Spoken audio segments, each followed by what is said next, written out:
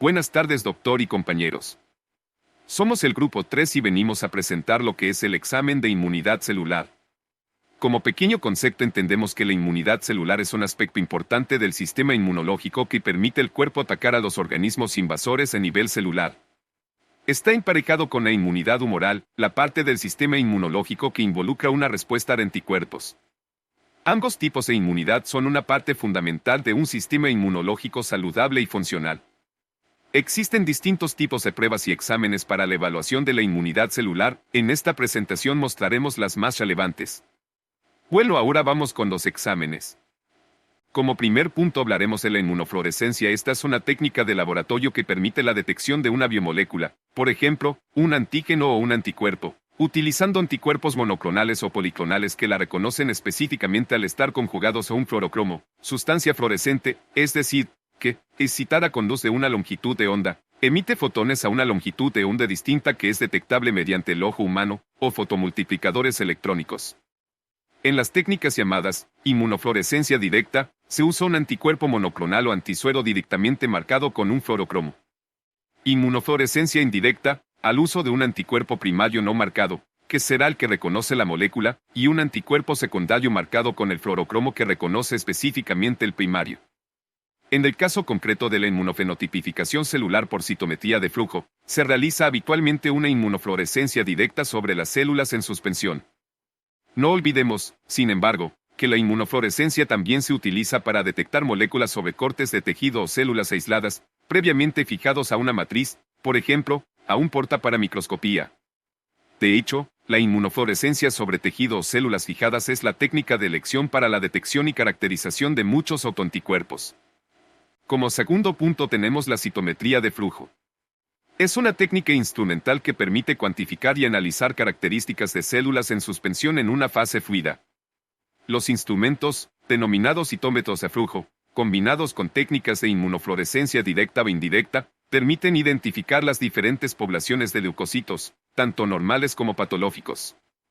La citometría de flujo nos permitirá, en un solo marcaje de inmunofluorescencia directa, detectar varios antígenos a la vez. Esta posibilidad es fundamental a la hora de identificar distintas subpoblaciones leucocitarias que se definen a menudo por un patrón multiparamétrico. Por ejemplo, para detectar linfocitos. Para analizar el tipo de células asesinas naturales, NK, se requiere un análisis simultáneo de las moléculas CD3, CD56 y CD16. La inmunofenotipificación por citometría de flujo tiene aplicaciones clínicas en la cuantificación de subpoblaciones linfocitarias para el diagnóstico y seguimiento de inmunodeficiencias primarias y secundarias, como la causada por el VIH. La citometría de flujo permite el diagnóstico, seguimiento y detección de enfermedades como las hemopatías malignas, así como la cuantificación de células CD34+ para trasplantes de médula ósea. También se utiliza para detectar antígenos del complejo mayor de histocompatibilidad y explorar parámetros funcionales y elementos de señalización intracelular en células del sistema inmunitario. Aunque aún no forma parte de la rutina de diagnóstico, la identificación y cuantificación de ciertas subpoblaciones de linfocitos te podría tener importancia en el futuro.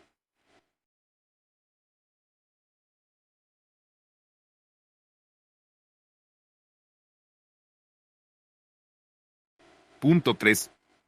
Test de transformación linfoblástica. Evaluar la respuesta de linfocitos T en el sistema inmunológico. Test de transformación linfoblástica. Medir la proliferación de células linfomonocitarias. Mitógenos utilizados. Fitomabrutinina, concanavalina A y mitógeno Pokeweed, PWM. Estimulan linfocitos T y B en la transformación linfoblástica. Anticuerpos monoclonales. Anti-CD3 y anti-CD28.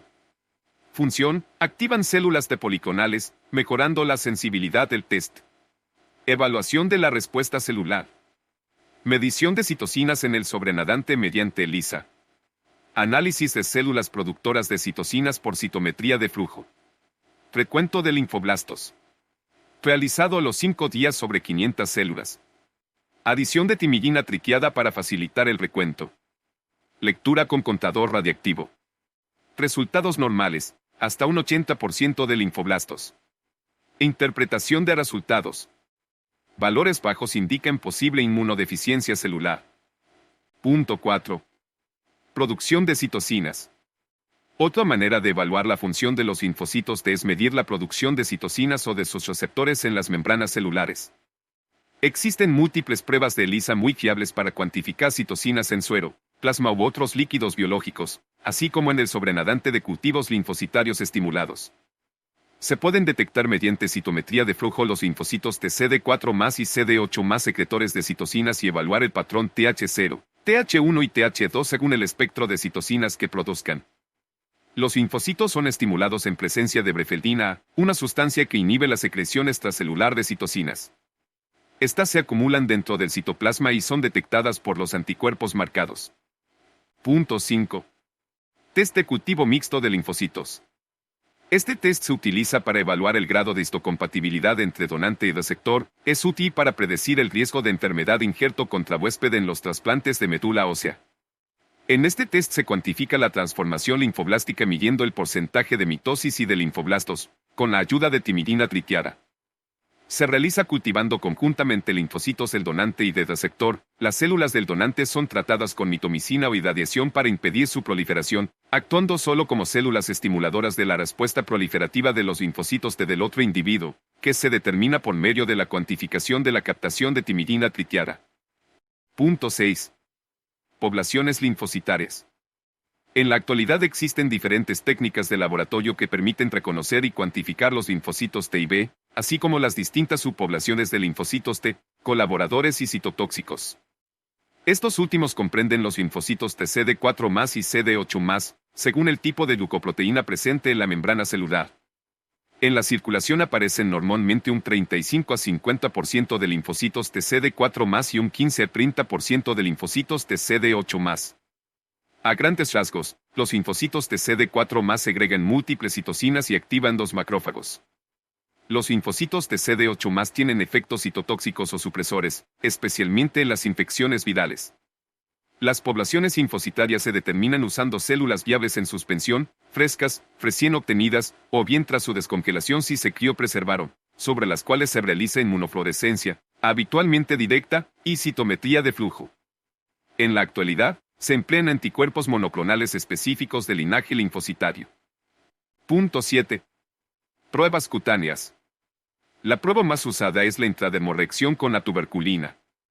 En la actualidad se recomienda el uso de un aplicador múltiple, que permite la punción intradérmica simultánea de 7 antígenos, toxoide tetánico y diftérico, estreptococo del grupo C, tuberculina, proteusmirabilis, y Candida albicans, y un control negativo. Cuando se produzca una falta de respuesta o la hiporreactividad cutánea se va a deber a un déficit de la inmunidad celular congénita como en la displasia de Th y en la inmunodeficiencia grave combinado moral y celular, PIB. En niños las pruebas pueden ser negativas y no existir enfermedad en especial menores a un año.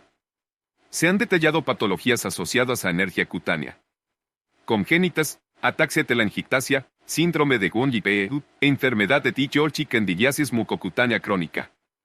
Enfermedades sistémicas no infecciosas, sarcoidosis, leucemia linfoide crónica, AR, insuficiencia renal crónica, cirrosis hepática, especialmente la etílica y la biliar, y enfermedad de Hodgkin. Infecciones, virales, parotiditis, rubéola, mononucleosis infecciosa, varicela y sarampión.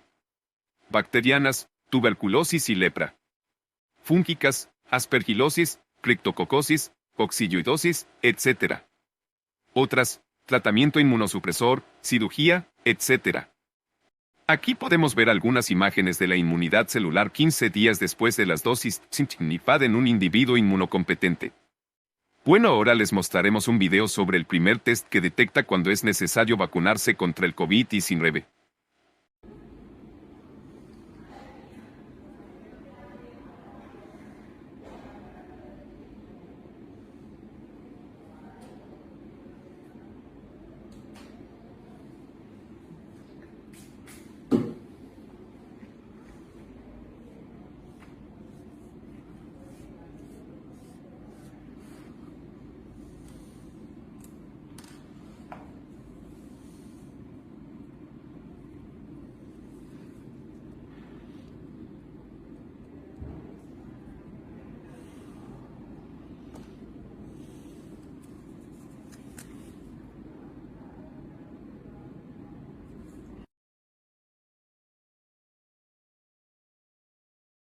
Esta es nuestra bibliografía. Parcells. La química y el laboratorio, UTED. México DF, Elsevier. Laboratorio en el diagnóstico químico T2. Muchas gracias por escucharnos.